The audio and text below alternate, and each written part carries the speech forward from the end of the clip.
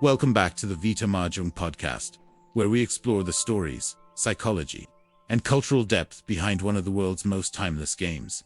In our last episode, we journeyed through 1920s America, where Mahjong became a symbol of elegance, leisure, and connection across social boundaries. This week, we return home to China, where Mahjong isn't just a pastime, but a social ritual deeply woven into the rhythms of family life. Around a square table, generations gather: grandparents teaching strategy, parents laughing over old rivalries, children learning patience and luck. It's more than just playing tiles. It's a ritual of bonding, memory, and identity. In today's episode, we'll explore how Mahjong became the emotional heartbeat of Chinese families, from Lunar New Year gatherings to neighborhood traditions, from friendly banter to quiet wisdom passed through play. We'll uncover how the game became a cultural glue, a silent therapist, and a living archive of Chinese social values.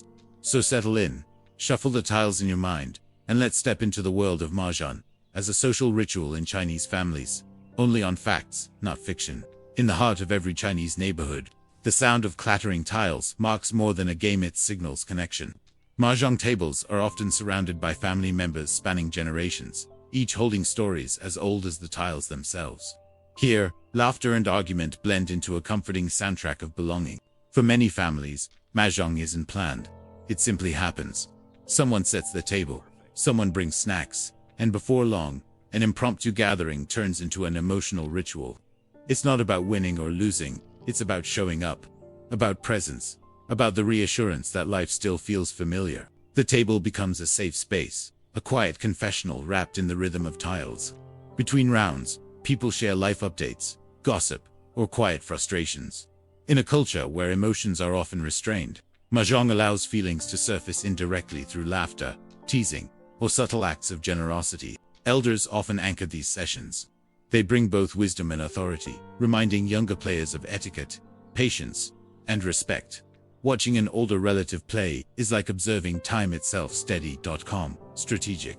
Every discarded tile feels like a lesson on how to navigate life's unpredictable hands. For children, Mahjong marks their initiation into adult social dynamics.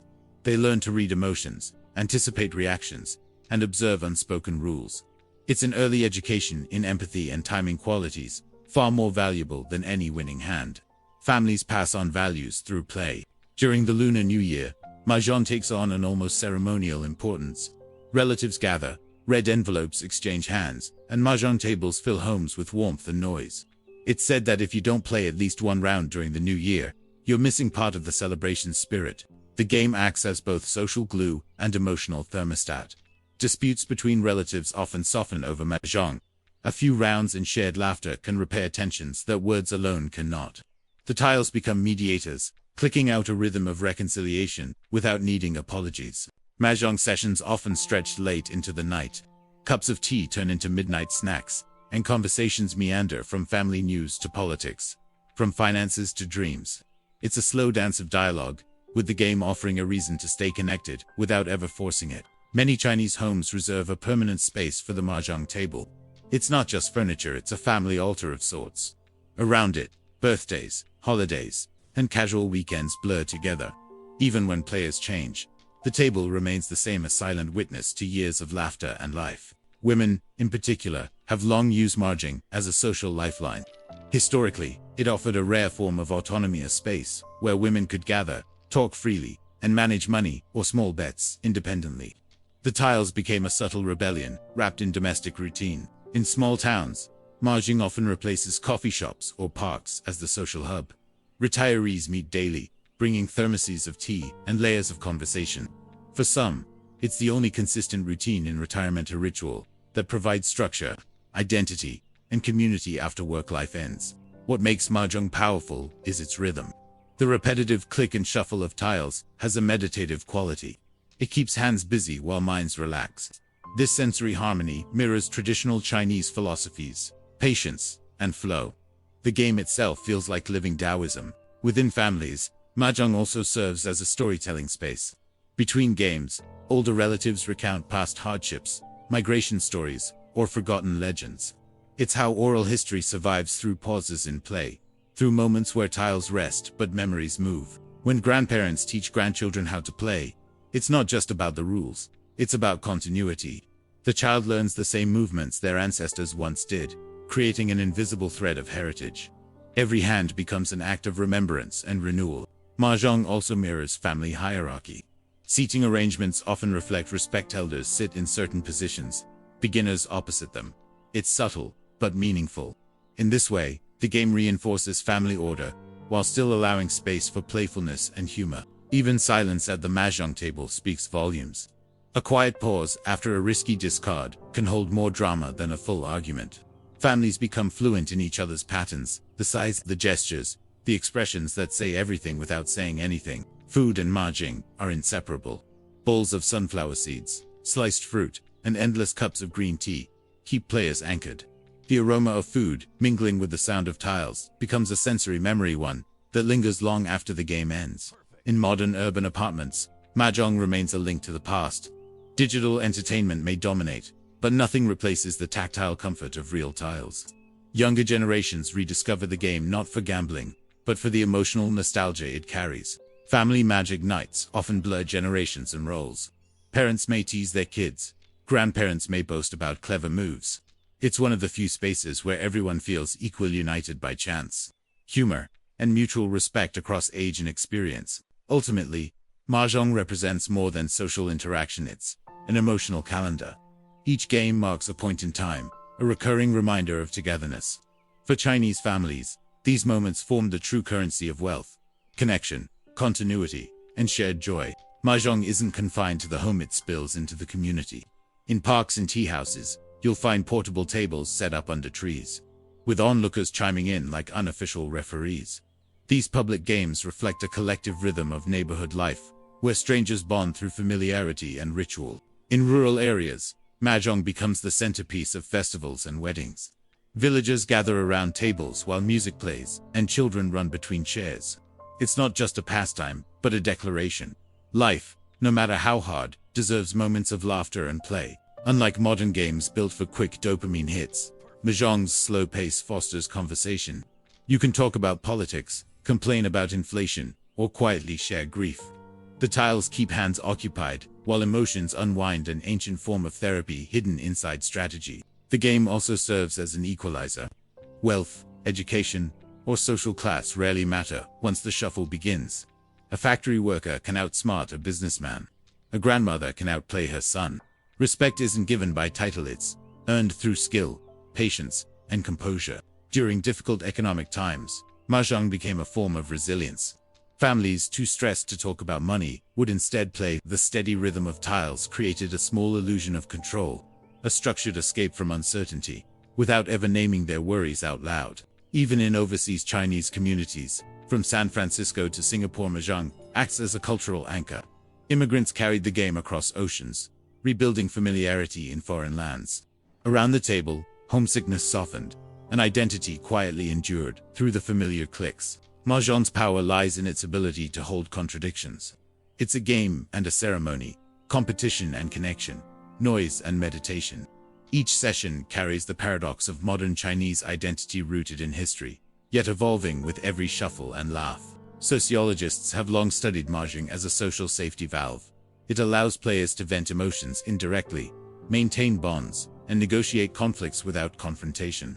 In many ways, Mahjong is both a mirror of family structure and a release from its pressure. Generations often blend their own meanings into the game. Younger players might add digital scoreboards or play casually with friends, while elders preserve the formal etiquette. The coexistence of old and new makes Mahjong timeless, a ritual, adaptable to every era. The tactile experience of the tiles matters deeply. Their cool texture, the sound of them clacking together, it's almost hypnotic. Psychologists suggest this sensory feedback contributes to Mahjong's calming effect. Similar to meditation or rhythmic crafts like knitting, Mahjong is also a quiet form of financial education. Small bets teach probability, budgeting, and risk management. Children watching adults play learn economic lessons through observation, understanding reward, loss, and restraint far better than any classroom lecture could. The rituals around the table, washing tiles, seating order, respectful banter, unspoken symbolism, they mirror Confucian values, harmony, respect, and balance.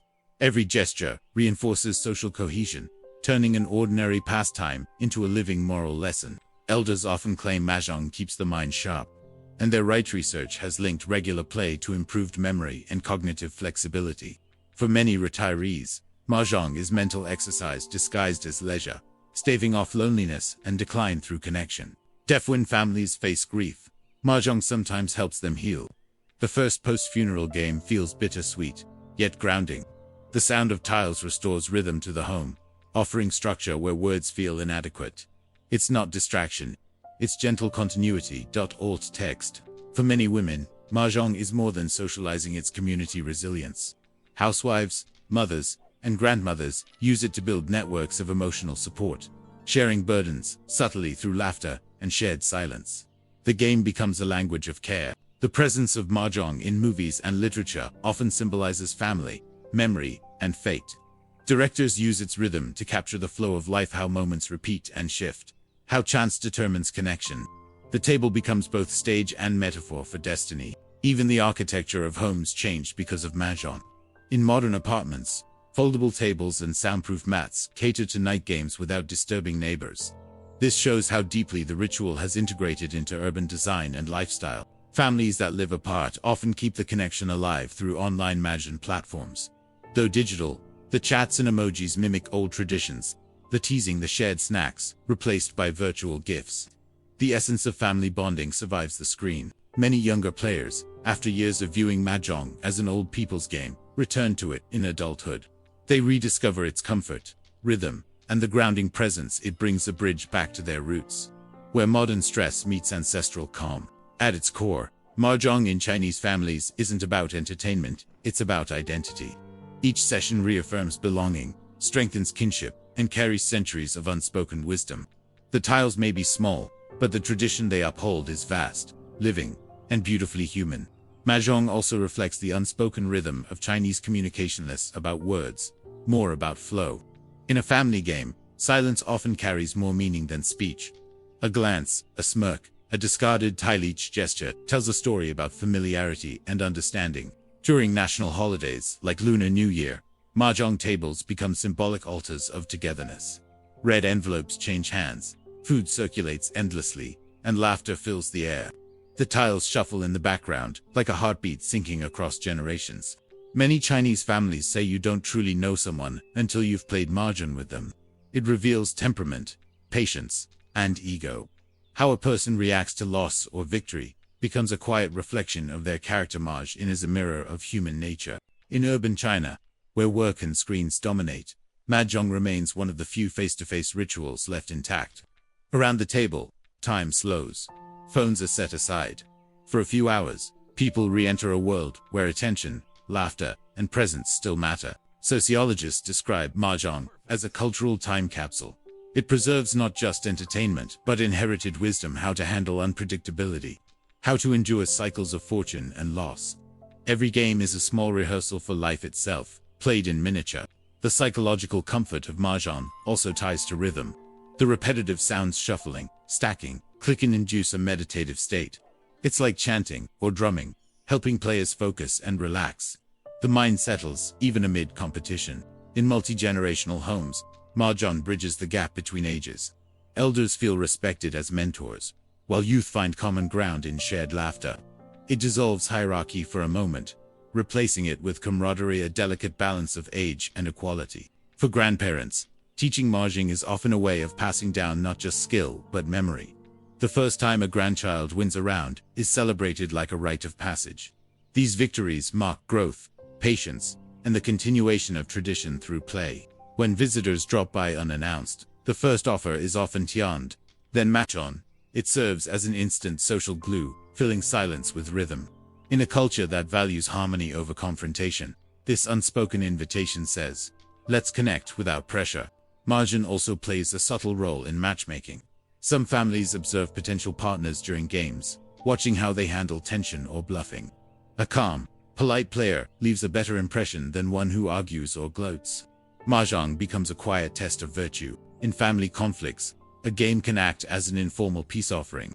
When emotions cool, someone might suggest, let's play a few rounds. No one apologizes directly, but forgiveness slips in through shared play. It's reconciliation disguised as recreation. The tiles themselves carry nostalgia. Many families treasure old sets made from bamboo or bone, passed down through generations. Their worn surfaces tell stories of weddings, festivals, and endless nights where laughter echoed against the tiles. In modern apartments, Mahjong often competes with technology for attention. Yet, it thrives precisely because it requires no Wi-Fi, no updates, no screens. Just people, presence, and patience, three things becoming increasingly rare in the digital age. Elders often claim Mahjong teaches the philosophy of timing. Knowing when to act, when to hold back, when to discard. These lessons apply far beyond the table. It's not superstition, but strategy wrapped in metaphor, quietly shaping how people live. The emotional safety of the Mahjong table is also unique. Players can share vulnerabilities indirectly.